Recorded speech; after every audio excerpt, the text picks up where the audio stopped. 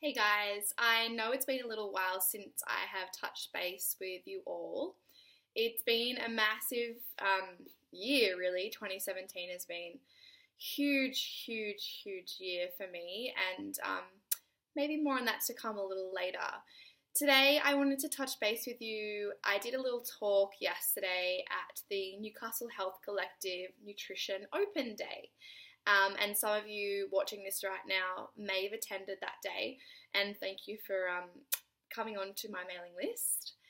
And it was a really good exercise for me actually, because I'm writing a book at the moment all about how to eat with love for yourself and your body, and how to let go of, all of that emotional stress and anxiety that can come with eating, and what to eat, and also just about appreciating your body and loving your body for what it is. And as you may have read, if you've been on my list for a while, I've had quite a bit of history with kind of eating disorders and body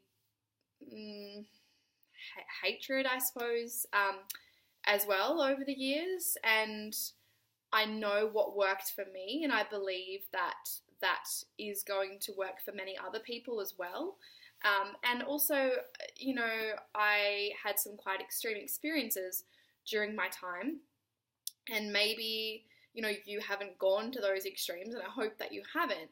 But I think many women are really suffering from even just decision fatigue about what to eat, about what diet to go on. And a lot of us just really don't like our bodies, and we really have a lot of negativity, and these are really, full-on thought patterns about that, and it can really consume a lot of our day and a lot of our time, and really hold us back from living, just living life, living our best life, and being present and being happy. So my journey at the moment is writing my book, and it's been a really interesting process. So yesterday I did a talk, and I came up with kind of 5 main points, I suppose, which will probably become chapters in my book.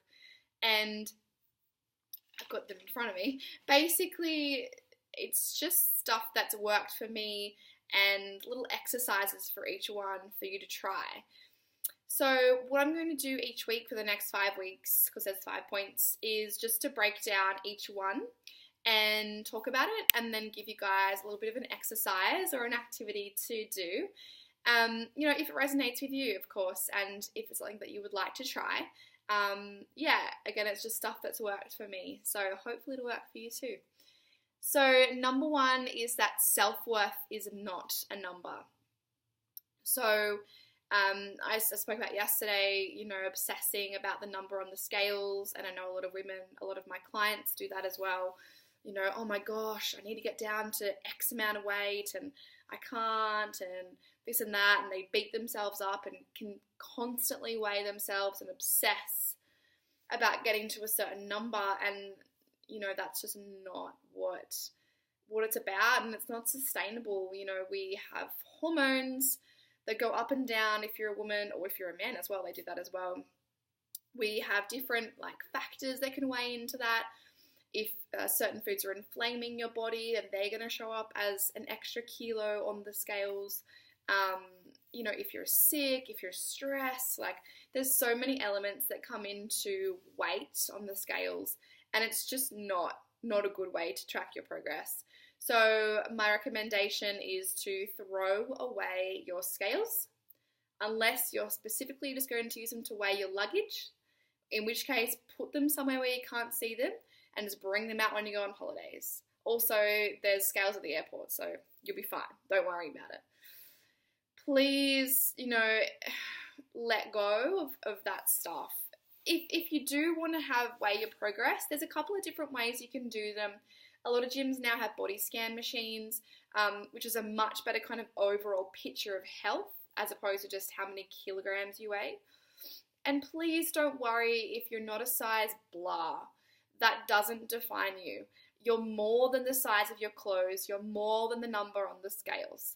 And the quicker and the sooner that we can come to know that, then the more we're going to be able to accept ourselves and just move on.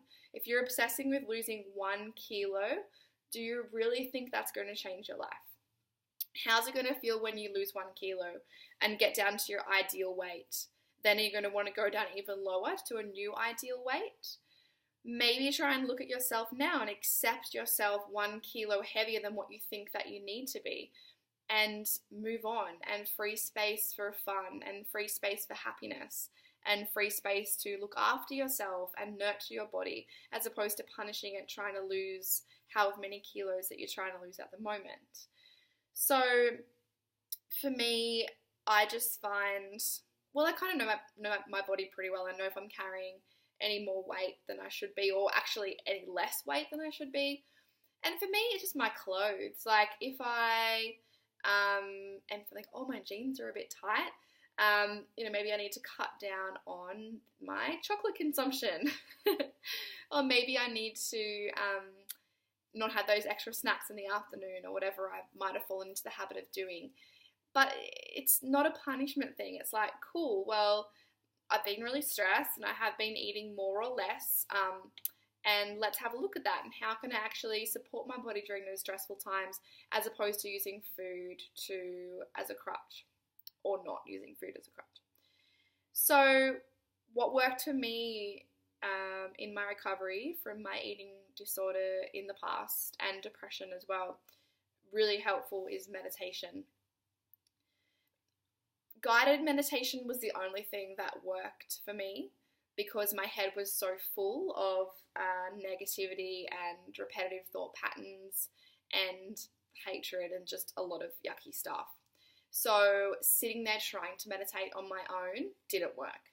I needed something to kind of cut through all of this stuff. So I'd highly recommend a podcast, which you can just download free on your phone, called My Meditation Station. On that particular podcast, there's one episode, and I don't have my phone in front of me, but it's one episode that really worked for me, and it is like, I love myself, and that's really fucking hard to hear when you don't like yourself at all, but it's a really nice reassurance that, like, you're okay, and it really teaches you how to accept yourself and your body. That's a great one. There's a really good sleep one on there, so if you're having trouble sleeping, it's a great way to get to sleep. And there's a really good body change meditation on there as well, if you are looking to maybe, get a little bit fitter or change your eating. I think there is one for that as well, like a healthy eating one. So if that doesn't suit you using a podcast, I would recommend using Yoga Glow, so yogaglo.com. You can get a free trial, I believe. They have tons of guided meditations on there, anywhere from 5 minutes to like 60 minutes. Another one I would recommend, and I've been doing this as I've been getting a little bit more spiritual, I suppose, in my own life, is Rebecca Campbell's light sourcing meditation.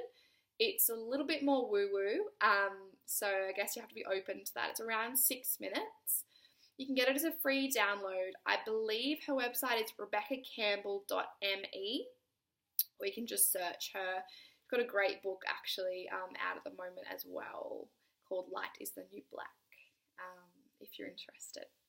So I'm going to leave you with that. Self-worth is not a number, because it's not, and you are worth more than the number on the scales, and you are worth more than the size of your clothes, and you are awesome. Thank you for tuning in. I will pop back again next week with number 2. Have an amazing week.